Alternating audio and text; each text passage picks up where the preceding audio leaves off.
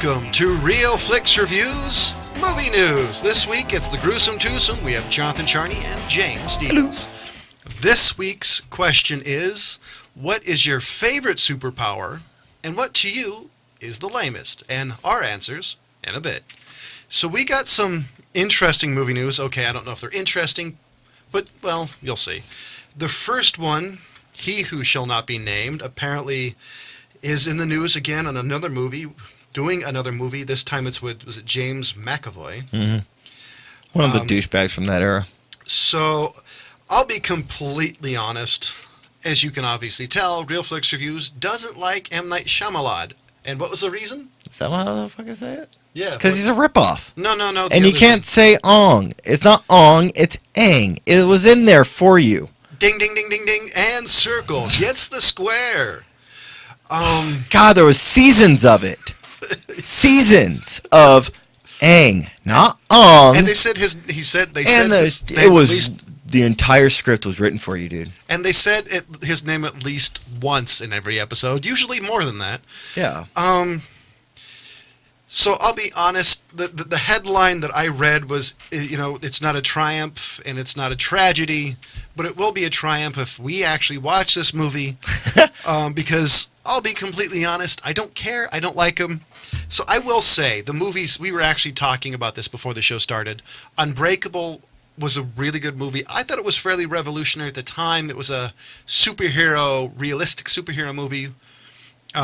By the way, still think it's rare because the movies they call realistic and superheroes are still very comic booky. And then The Sixth Sense. To me, I don't remember ever seeing a movie like that, ever. The Sixth Sense was groundbreaking for its time. I was used to that type of stuff. I read a lot of Alfred Hitchcock. I read a lot of other mystery novels and books and things. So it was the way they did this with his, patented twist. It still was kind of just a no-brainer for me in what was going on. But but as far as the general audience getting blown away by it, and the fact that how they went around it with Haley Joel Osment at the time, it was really well done. I will say that. So there is a couple things, but every idiot can hit it straight. I liked The Village. It was predictable. Pretty much 10 minutes in, oh, hey, this happens. This, and bingo. I will go on another long rant, like I did right before we started this segment. I actually had to stop him because I want to go home before midnight. This next piece of news, I don't know if I'm happy or sad about this, because Carrie Fisher passed away. They promised she won't be digitally recreated.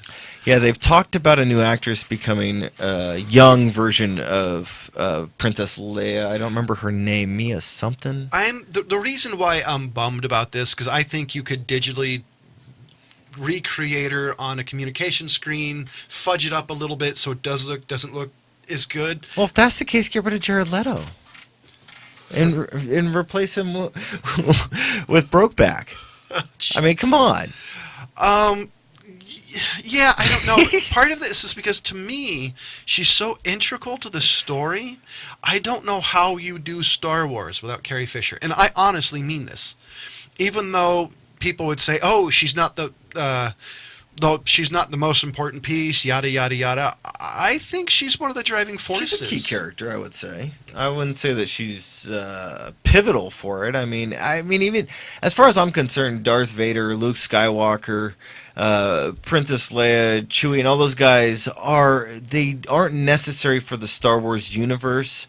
If I was going to say anything, it would be, a Yoda type of character or Yoda thing, or the Skywalker name being pivotal for the Star Wars universe. Although they really didn't do much to that in Rogue One. I haven't seen Rogue One. Oh, you haven't seen Rogue One? It's one of the movies that are on my list, but I've been a little busy. I actually watched it. I know that there's some people that are just diehard on it. I just kind of felt meh on it. I really do. It's nice to know where everything came from, and nice to know when Princess Leia goes. A lot of good people died for these plans. You kind of get the idea of what it entailed to get those. But I mean, honestly, it was just a meh. It kind of seemed like something that Disney put out just to placate fans until they put out the next Star Wars. See, I don't know. I haven't seen it, but That's from really how what I feel about it. from what I've heard, a lot of people wanted this because this is really, I don't know. I'd say this is like 3.5. You know, far as if you want to talk about the universe of one, two, You're three. kind of throwing in what they did with the Battlestars. Yeah, this is kind This of is like an inner movie into yeah. This kind of interconnects placate. canon wise between what happened at the end of 3 and what happened at the beginning of 4. Well, that's what you got. You got a bunch of fans out there ranting, raving for Boba Fett movies. I don't care about Boba Fett. I never have. No, see, that's the weird thing for me. Everybody was like, "Oh, I love Boba Fett." It's just like, to me, he was the dude who got tossed in the Sarlacc pit or whatever. I know it what was. he had like maybe 3 minutes of screenplay in the original Yeah, releases. 3 minutes, people. that's why I was really surprised he became so popular. Yeah. I'm more interested in the Han Solo movie, honestly. See, I'm not even that interested in it. I want to see something like Old Republic, and I want to see stuff. You mean away from the Skywalkers? You want like way past 1? Yeah, I mean, Disney's put out a teaser to see how fans would feel about a young Yoda. That would be cool. I'm interested in that. They never tell you who trained Yoda. I They just tell you that Yoda trained the best lightsaber duelist of all time, but you never say who trained Yoda. I would be definitely interested in more in And depth. and did he become a Jedi at age 10, age 100? I'll be honest, I'm a little bit more interested in before the Republic, like maybe the early days of the Force. Something Like how they actually got into dark side and light side. yeah, stuff. like something that explains the nitty-gritty, the Oh separation. gosh, I the- can't remember who the original Sith was. It starts with a B. I Some think fan that would out be there can cool correct just to me. have, something like that. I mean, I don't know. I really do like Other Star than Wars. reading the Star Wars wiki, that's the only reason why I even know The that there was problem- guys out there before the rule of two. the, There didn't used to be a rule of two, people. The problem with that is how much is canon. Because a lot of that was part of the extended universe, Yeah. which is now, I think, Well, called the Legacy Universe. No, they do have the Star Wars wiki broken up into canon and non-canon. Oh, okay. And they do tell you which is which. And I've got more meh news for you. Everybody's favorite annoying wall crawler is apparently going to be in the next Avengers Infinity War. And I'll be honest, I was a Spider-Man fan. I'm really tired of the live-action Spidey because he's not my favorite version of Spider-Man. My favorite Spider-Man is a loudmouth jackass who's annoying, and none of the versions from Tobey Maguire and I'm going to just keep that because, well, why not? I'm good with it. And Andrew Garfield or Garfunkel. And who's the newest kid? I actually don't know. See, he to me is a little bit unknown because A, is the first young person who looks young, doesn't look fucking 20. Yeah. Oh, I'm looking forward to see how it goes, but I'm just expecting another very craptastic version of Spider-Man. That's what I'm expecting. And at this point, I'm actually thinking, okay, because they're doing Spider-Man Homecoming. I think it's supposed to be with his kid, so we'll see how that goes. That was part of the deal, I think. And this one's done by Marvel, not by Sony, or whoever actually technically owns the rights. I kind of like with you. I'm over the superhero kick. Like, I mean, one of the things we were talking about before the show was, I rewatched Suicide Squad recently, and I just thought about this. Ben Affleck's Batman is so bad that I'm even okay with. And it's not necessarily that the character is bad, it's just the way the portrayal of Batman is. Like, he does things that normal Batman would not do. You mean besides the fact in Batman vs. Superman, he killed a lot of people with guns, something that Batman doesn't like. Yeah, and then in Suicide Squad, he uses Deadshot's daughter to manipulate him? Come on, really? But they... No, but don't forget about Batman would manipulate people, but he wouldn't do it in front of his daughter, and he wouldn't have gotten a tip from Amanda Waller. That's true. But the thing that they were hinting at is that this Ben Affleck Batman is gonna have movies where he's going toe-to-toe with Jared Leto's version of the Joker. I'm okay with that, because I really don't give a crap about either character. I mean, I think Jared Leto's Joker is one of the worst ones done since Jack Nicholson. I would say it's even worse than Jack Nicholson's. I still like his Joker. It's not the version of the Joker that I love. Well, this is before Mark Hamill's Joker, though. I mean, Jack Yeah. Nicholson didn't have that. He had the Mexican guy from the 60s. Bat Pap Zap Batman. 1960s He had the Batman. Mexican guy who was playing Joker. And Um, yes, that was a Mexican guy playing the Joker, people. I see. I liked Jared Leto's version of Joker. It's not the May have psychopath, been Spanish, intelligent whatever. guy. I don't know. So we'll see. I mean, I don't really know. It seemed like too much of a wannabe gangster. No, that I agree with. He wanted to be like... And- he even had bling, guys. Joker doesn't have bling. So, in probably, how am I going to put this? And probably In a in the grill. most blatant way to really destroy my childhood, everybody's unfortunately favorite actress, Mila Djokovic, wants to play Chitara in a Thundercats movie. No. No. No. No. Go back to your really crappy acting. The last movie you made that was any good was in the 90s, so do me a favor, fuck off. Your movies, the Resident Evil, have sucked since the second or third one. Well, we got to put it this way. What would you have said if someone like Brad Pitt got stuck in Cool World? So here's the thing. Mila Djokovic... I'm not saying she's a female Brad No. Pitt. What I'm saying is, for one, I'm not the biggest fan of hers. Her previous movie she's done, i.e. Resident Evil, has kind of tainted her image a little Yeah, bit. but you love multipass. Part of the image, though, for me, is she can't be Chitara. For one, she's not that tall. If you're going to have a character who allegedly runs fast, have somebody that's freaking tall. Or, i.e., if it's going to be animation... So Uma Thurman? Oh God. I don't know. See, it just really if it's an animated one, I still don't want her. If it's a live action one, I really don't want her. I don't want her to screw up the role. Let me just put it that way. I don't want her to screw up the role, but it's one of those where you never really know. I mean, because No, you're you got right. somebody like Brad Pitt, who was the heartthrob of a lot of ladies from back in the day. He's screwed up his career with Cool World, but redeemed himself over and over again since then. For one, I don't see Thundercats being a redeeming role. Honestly, don't get me For wrong. any character, and Brad Pitt was teased to be a Thundercat too. Don't get me wrong. Thundercats is very important to me as a cartoon because it's one of my all-time favorites as being a child. But no, this is not going to save anybody's career.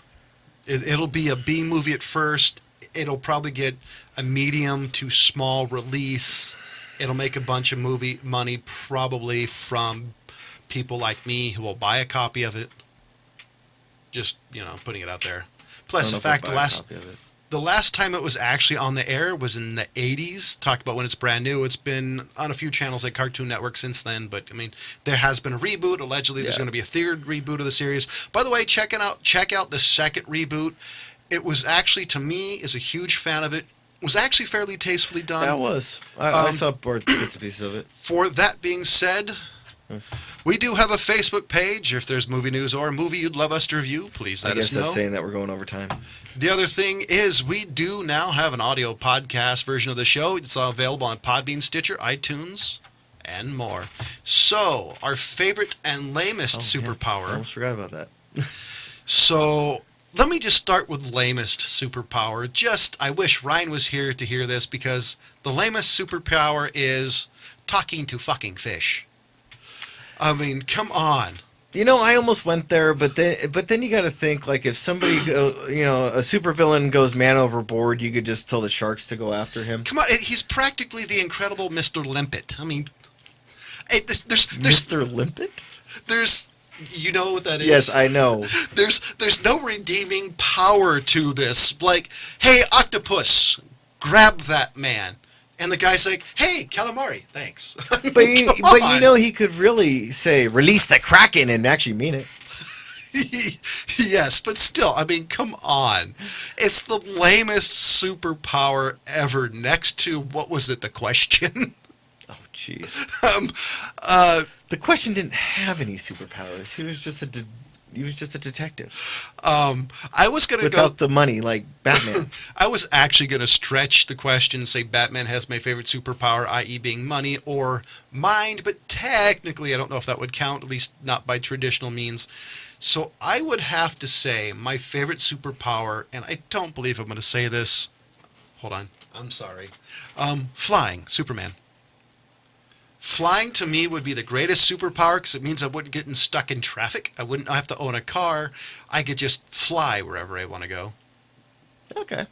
Um, I guess since he started with lamest superpower, I mean, I gotta throw Mr. Fantastic under the bus. I mean, you'd survive. Way to go, Rubber Band Man. I mean, come on. But I mean, that has always been one of the most ridiculous ones for me. It's like, I am Mr. Fantastic and I'm Elastaman. You know, Mr. Fantastic, that's the name you're going to go with? Really? Yeah, because there's nothing fantastic about the guy that can tie himself in a knot. Yeah. Although there is that one, like, half hero, half villain guy that decided to throw a bunch of money at himself and run around. I forget his name. Like, I forget the guy's name. like there's a Plastic Man? Yeah, Plastic Man. Yes, Plastic Man. Oh, by the way, if you want to watch a hilarious cartoon, check out Plastic Man. I won't spoil it for you, but it's hilarious. It is pretty funny. It's dated. It's really dated. Now, I would have to say the best superpower, and the reason why is because some of the best superheroes out there have it. Rapid healing. Deadpool, Wolverine. The possibilities are unlimited as to what you could get put through and survive and come out with other powers. You know, honestly, from knowing you for 20 years, you practically have that ability as it stands. Yeah, but as I get older, it doesn't work as well. Just like Wolverine. That's hilarious. It's true. I don't heal as fast as I used to. I totally agree on the Mr. Fantastic, because there's nothing fantastic about Mr. Fantastic. It's kind of like watching a fat stripper. I mean, there's nothing good about the character.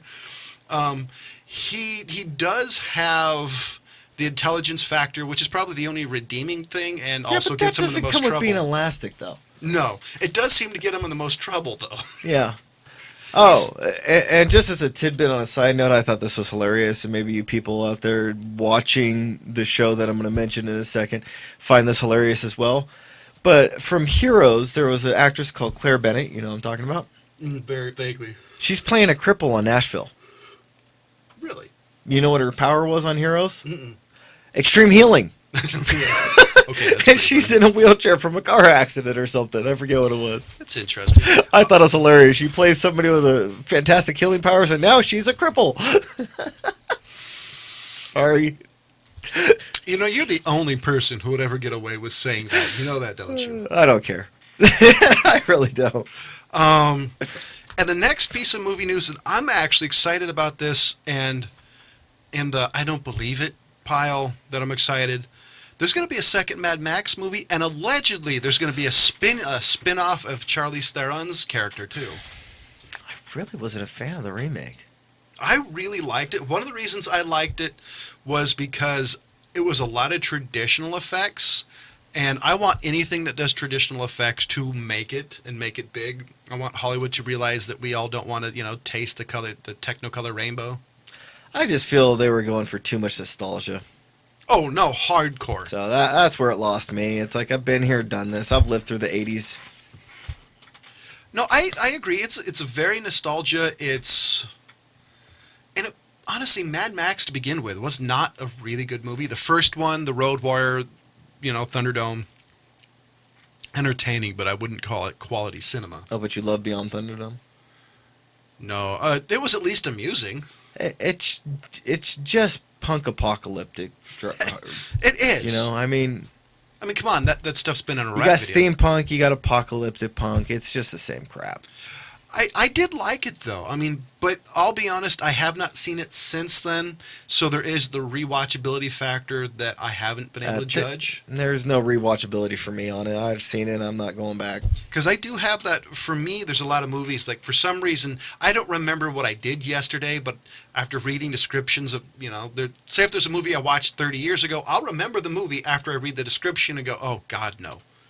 It's just that for me, it's like a kid handing me a Play-Doh cookie. I'm not going to take another bite. One of these days I'll see I'll it pretend again. from now on, but I'm not eating another one. So yeah, I don't know. I'll be definitely see how well it goes. I mean, I'm somewhat excited. I'm somewhat not. You know who I'd like to see another movie and another movie to do it well? I want to see another Constantine. But I want to see it without. Yeah, I yeah. want to see it without Keanu. I want to see it less comic booky. And when I mean comic booky, it is a comic book, but I meant it was over the top. It wasn't. I want it real. I want it more in Nolan's universe versus whoever actually made it. I thought that was Wachowski, wasn't it? I want it a little bit darker. I thought the movie had potential. The only issue being a comic book movie, I do think you're going to lose the original audience for it. Oh, yeah. So we'll definitely see what happens with that. Um, let's see. So what do you think about there being a Black Panther Francis movie? Lawrence. Allegedly, Just a meh. from what I recently read, and by this is a very quick read, I found out they said it's supposed to be about when he was a child, not a child. He was basically learning in America. You know, he was that part of it. I'm not interested. I mean, Black Panther was not a character I was really interested in. I liked the character, but I'll be honest, I'm kind of burned out in Marvel movies. The last one I was excited for was Doctor Strange, solely based on the fact I love the character more than I love Marvel. And I think they did justice. And then there's Deadpool that I was really looking forward to. Again, they did justice to But that I one. still haven't seen Civil War. I have no reason. I don't have no wanting. That's not as great. I mean, it's nice to see the Scarlet Witch, but they really threw her under the bus in that universe. Really threw her under She the bus. needed Mr. Fantastic. So, yeah, I don't know. Like, I'm kind of burned. I'm waiting for movies that are better. I want to see the Old Man Logan. Yes, Old Man Logan looks interesting. Ryan Reynolds is trying to get fans to talk Hugh Jackman into doing a Deadpool Wolverine crossover. I think that would be awesome. I don't know. I really think after this version, after he does this one, he needs to walk away. I really do, because of how bad that they did with such a great actor that fit the Logan character perfectly, Oh, and how horrible of movies they portrayed him in. no, I agree. I totally agree. And Do him justice and walk away. I do want to give a little bit of shout out to Shunk Films. Yes. They did a girl and her gun. You can actually watch it now live. We have the link on our Facebook page. They're doing a movie. Apparently, they're supposed to be filming soon called Cell. Real Flix Reviews is all about promoting independent filmmakers around the world, and obviously, we really loved A Girl and a Gun. That was a good one. So I'm looking forward to, personally, to their next film. I'm really hoping we get a chance to review it. They actually asked us to do it, and so I'm hoping we get asked again, because anytime we can highlight an independent filmmaker, Yeah, we've done a lot of movie shorts. It's one that sticks out in my memory. It's pretty much one of the few that I still remember. So, ladies and gentlemen, for Jonathan Charney, James Stevens, and the ever-absent Ryan Preston, see you next week.